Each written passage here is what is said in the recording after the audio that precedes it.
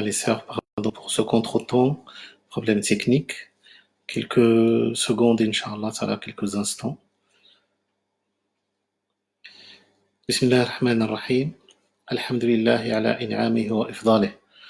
Alhamdulillahi kama yanbaghi li jalalihi wa jamalihi wa kamalih. Wassalatu wassalamu ala sayyidina Muhammadin wa ala sahabatihi wa alih. Wa ashhadu an la ilaha illallah wahdahu la sharika lah. وأشهد أن سيدنا وحبيبنا محمدا عبده ورسوله ومصطفاه من خلقه وخليله اللهم صل وسلم وبارك على سيدنا محمد بن عبد الله القائم بحق الله ما ذاق أمر إلا فرجه الله.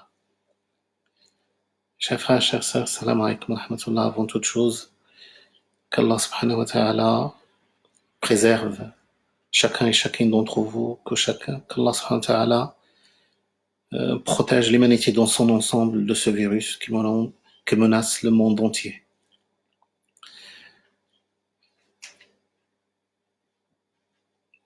Comme vous le savez, mes chers frères et sœurs, en ce jour des vendredis, il y a un moment, il y a un instant, dont disait le messager sallallahu alayhi wa sallam, où il y a un moment où l'invocation est exaucée. Les savants sont unanimes pour dire que cette heure se trouve entre la prière de l'Asr et la prière du Maghrib. Nous devons, en ce confinement, profiter de cet instant-là, entre la prière de l'Asr et de Maghrib, afin d'invoquer sincèrement Dieu, d'invoquer Allah subhanahu wa ta'ala, afin d'abord de protéger l'humanité dans son ensemble, en premier lieu les plus démunis, les plus vulnérables de cette maladie, et en même temps que les personnes qui sont mortes, qu'Allah subhanahu wa ta'ala les accueille dans son infinie miséricorde. Très bien, ce que je vais vous dire dans ce rappel spirituel, Inch'Allah ta'ala, des vendredis, la première des choses, c'est que on entend parmi les musulmans, c'est tout à fait normal, les mosquées sont fermées, les Jumu'ah, on ne peut plus les accomplir, on a été privé de ces flots d'amour et de paix intérieure qui est la prière. Comme vous le savez, Ibn al-Qayyim al-Jawziyya, rahmatullah alayhi, disait que le fidèle se présente devant Dieu deux fois. La première fois, c'est dans sa prière, la deuxième fois, c'est le jour du jugement dernier. Et dans le jugement dernier, cette présence devant Dieu, le fait de se présenter devant Dieu, dépend inéluctablement de la présentation devant Dieu dans la prière. C'est pour ça que beaucoup de musulmans salars me disent, est-ce un châtiment? Est-ce une malédiction de la part d'Allah qu'on soit privé de ces moments, ces instants de spiritualité? Alors je voudrais vous rassurer que cela, ce n'est ni un châtiment, ni une malédiction de la part d'Allah, rien de tout ça. Depuis l'ère des temps, les épidémies l'humanité a été touchée par beaucoup d'épidémies, beaucoup de personnes ont été décimées par des épidémies. Et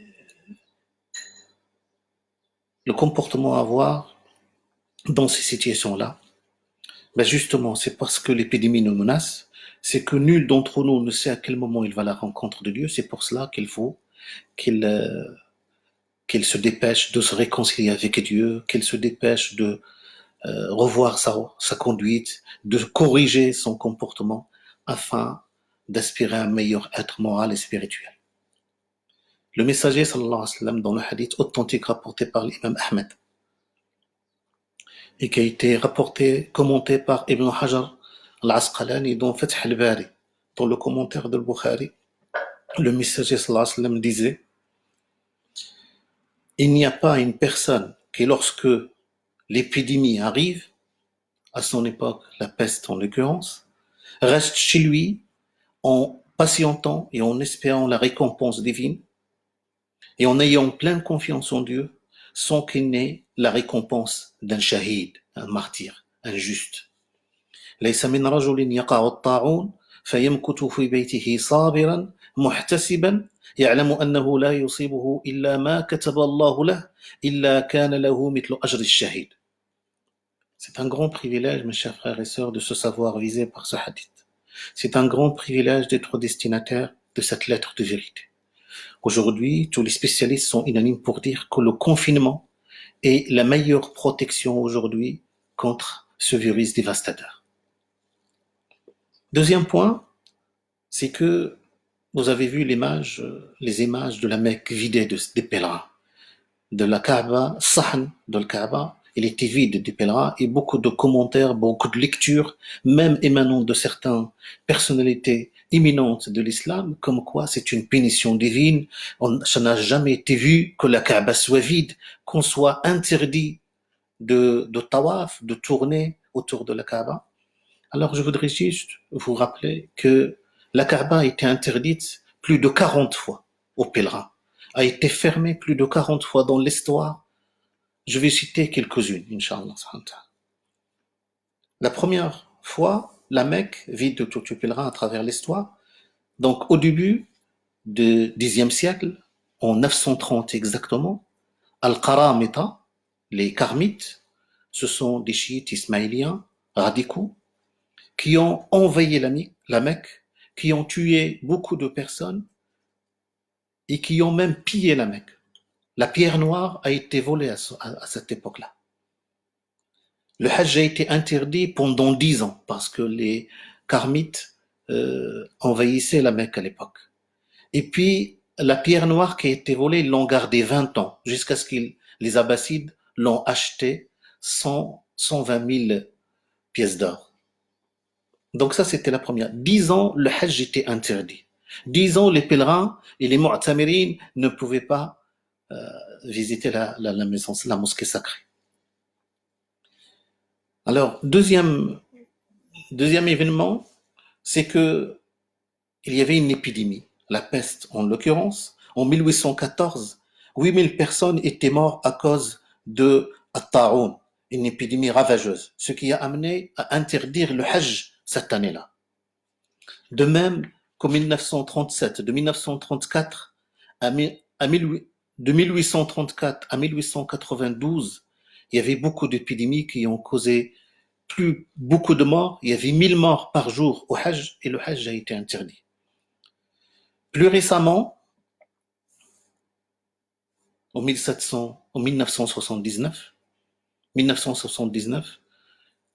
personne qui s'appelle Jihiman al-Utbi, avec ses adeptes, plus d'une centaine d'adeptes, qui ont pris d'assaut la Mecque, qui ont pris d'assaut la Kaaba pendant la période de l'Hajj, et que beaucoup de personnes, beaucoup de pèlerins ont été tués.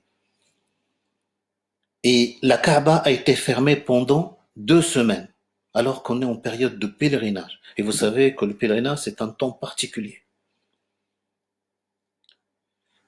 Donc ça, c'est quelque chose qui est arrivé. La Kaaba a été fermée. Ce n'est pas une catastrophe. Ce n'est pas parce que Dieu ne nous aime pas. C'est pas parce que Allah subhanahu wa ta'ala est en colère contre nous. Ça, c'est une lecture un peu biaisée des choses. Vous savez que nous avons la Kaaba qui est là. Et au ciel, il y a Al-Bayt al-Ma'mour. Il y a une autre Kaaba, nous dit le hadith authentique, Allah subhanahu wa ta'ala a juré dans le Coran par Al-Bayt al-Ma'mour, la maison peuplée. Et que cette maison peuplée, Al-Bayt al-Ma'mour, le hadith authentique rapporté par le Bukhari, le messager sallallahu alayhi wa sallam nous dit qu'il y a 5 jours, 700 000 anges qui tournent autour de cette Kaaba au ciel. Et que ceux qui passent une fois ne repassent pas encore. Donc ça, c'est un deuxième point. Le troisième point, c'est que ce confinement nous amène à composer avec cette situation, à revoir notre organisation, à sortir de notre zone de confort. Et comme vous savez aussi que nous sommes rentrés de plein pied dans le temps et le calendrier sacré. Nous sommes rentrés dans le mois de Sha'ban. Et le mois de Sha'ban, c'est un moment propice pour justement se réconcilier avec Dieu, se préparer pour mieux accueillir le mois de Ramadan, redoubler d'efforts afin d'aspirer à être meilleur moralement et spirituellement, meilleur devant Dieu, humble devant les autres humains. Abu Khuzayma, Ibn Khuzayma, dans son authentique, rapporte son Anas qui disait: lorsque les compagnons des messagers sallallahu alayhi wa sallam apercevaient le croissant des mois de Sha'ban, ils se consacraient à la lecture du Coran. Lorsque les compagnons des messagers sallallahu alayhi wa sallam apercevaient le croissant des mois de Sha'ban, ils se consacraient à la lecture du Coran. Les musulmans versaient leurs zakat afin de permettre aux nécessiteux de jeûner le mois de Ramadan dans de bonnes conditions. Les prisonniers de délits mineurs sont amnistiés, leur donnant ainsi l'occasion de se racheter, de se corriger, de se réconcilier avec Dieu, de se repentir, en quelque sorte. Les commerçants se dépêchaient de finaliser leurs transactions. Vous savez, à l'époque, les commerçants, il y avait des caravanes, ça durait des mois et des mois. Donc, il fallait, arriver au mois de Sha'ban, il fallait tout finaliser toutes les transactions afin de se mettre en action pour mieux accueillir le mois de Ramadan. Les commerçants finalisaient leurs transactions, mais dès qu'ils apercevaient tous et toutes le croissant du mois de Ramadan, ils se purifiaient et rentraient en retraite spirituelle. Qui dit retraite spirituelle, ça ne veut pas dire un manque d'action. Ça veut dire qu'ils redoublent d'efforts en termes d'action, en termes d'adoration, en termes de bonté, en termes de spiritualité et en termes d'amour d'Allah subhanahu wa ta'ala. Donc ça, c'est quelque chose de très important, que le mois de Sha'ban soit un tremplin pour accueillir le mois de Ramadan. Comment s'y préparer? Comment tirer profit du mois de Sha'ban? Je vous promets, Inch'Allah Ta'ala, un podcast dès ce soir sur justement comment faire du mois de Sha'ban un tremplin pour le mois de Ramadan. Comment tirer profit de notre temps? Comment s'organiser durant cette période de confinement pour mieux accueillir le mois de Ramadan afin que, comme disent, sortir de cette période victorieux. Victorieux dans le sens où nous avons renforcé, consolidé dans nos cœurs l'amour d'Allah subhanahu wa ta'ala, l'amour des êtres, la foi et la proximité avec Allah azza wa jal. Je demande à Allah subhanahu wa ta'ala d'accepter, de nous permettre d'y arriver.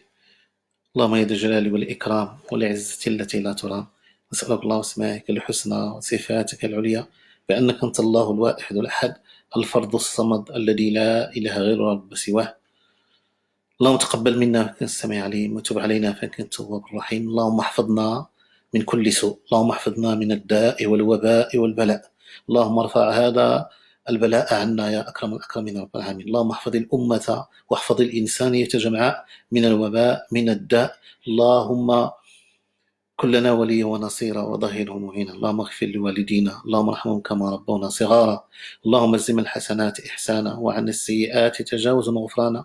وصل اللهم وسلم وبارك على حبيبنا محمد في الأولين وفي الآخرين وفي الملأ الأعلى إلى يوم الدين. والسلام عليكم ورحمة الله.